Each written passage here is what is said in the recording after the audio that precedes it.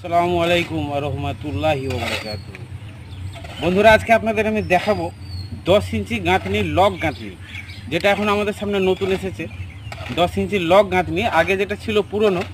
এখন এই গাঁথনিটা অনেক ভালো, দেখুন কিভাবে হয়। এই গাঁথনির ক্ষমতাটা অনেক বেশি হয়। আপনাদের দেখাচ্ছি কিভাবে কর্নার বাঁধবেন। এই দেখুন, প্রথমে একটা লম্বা ডেরি দেবেন। এতে কোনো 3 পোয়া লাগে না, কোনো ধরনের 3 পোয়ের মধ্যে লাগবে না।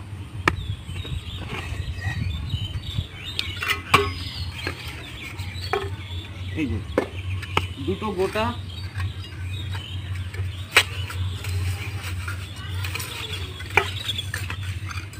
দুটো লম্বা একটা আড়ে, ঠিক আছে। এইভাবে বসাবেন। স্টপ কর, যাও মাথায় যাও, সুতো করে গেছে। দেখুন দুই দিকে ঠিক সেম